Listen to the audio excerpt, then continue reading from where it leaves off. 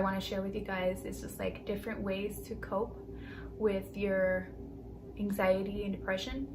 I know it has worked for other people, but that, you know, every person is different. Every person has an individual experience, and I am not a psychologist or counselor. I am not certified, but these are just things that have helped me in the past and even right now. So the number one thing that I want to talk about is journaling. Journaling has been my go-to for years. I didn't really think of it as a thing because most of the time people would make fun of like diary, but like journaling just really allows you, no matter where you are. So I just want to show you guys, this is my journal. This is my bullet journal actually. I kind of like doodle on there. It has my schedule, but I also carry it all the time with me because whenever I feel distressed or feel like I have too much anxiety, anything, I just feel overwhelmed in general, I will just like, okay, take a breath. Okay, just zone out, everybody, put on your earphones or go outside for a little bit. If you're in class, go for a walk. If you can't like physically stay there, I know I have had to just kind of like run out of class.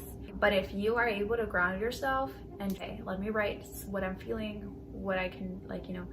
So basically write down what's happening, just write out everything, and usually it's pages long and my hand hurts at the end, but it makes you feel better because if you are not comfortable talking about it, you can write about it, and therapeutic because you're still getting everything out, and it's not going to fix anything.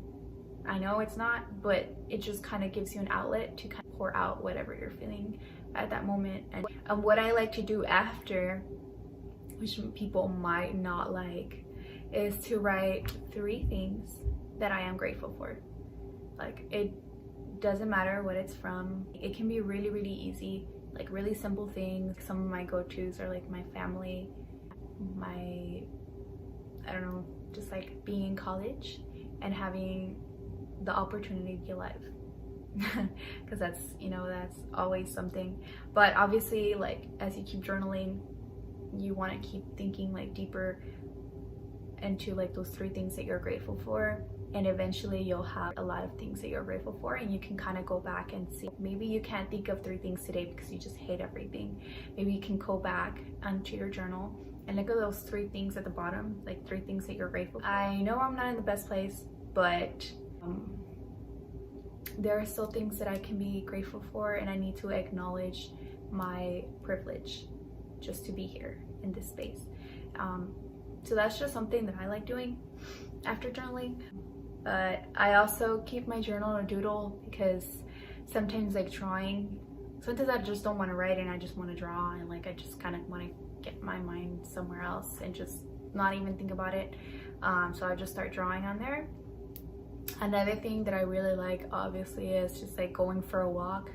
I know you're in the middle of class, you can feel like you can't be there anymore. You feel like you're drowning, you feel like you're breathless, you just can't be there anymore. What I used to do is run home, basically get on the bus and go home and get in bed.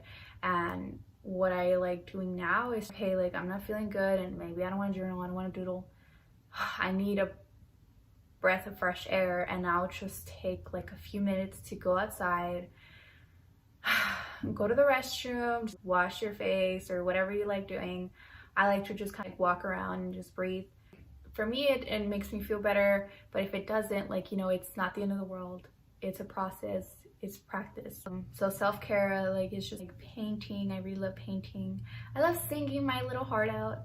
I'll literally like be cleaning my room and I'll have like a little concert in here and just Rocio Durga, like things like that.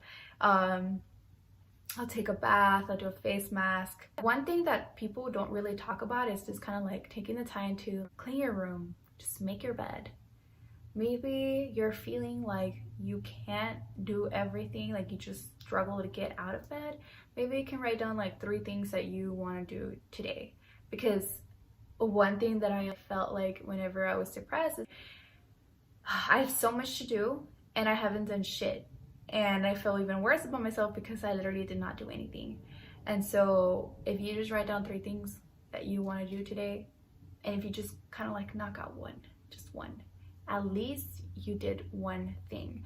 And I know that kind of sounds stupid for people who maybe do not struggle with this, but those 3 things might just be like the hardest things ever, especially for somebody who struggles with that kind of thing.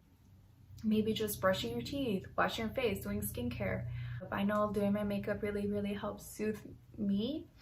I love going on runs and things like that. So I'm on my way home currently, but I do want to say that for next time, I'm just going to address a few things that I often see on social media about like mental health and like counseling. And I'm moving up and down because I'm in a car. I also want to add that I do listen to a podcast by Dr. Kelsei, Leann, and I'm going to link that down below. I really like her podcast because it's like talking about going through childhood trauma, setting boundaries and things. It's like really helpful for people who struggle with mental health. I just really feel like she speaks close to me. Like I feel like she's attacking me, but not like that. I can really relate to like what kind of things that she's talking about in her podcast. So yeah, I'll see y'all next time.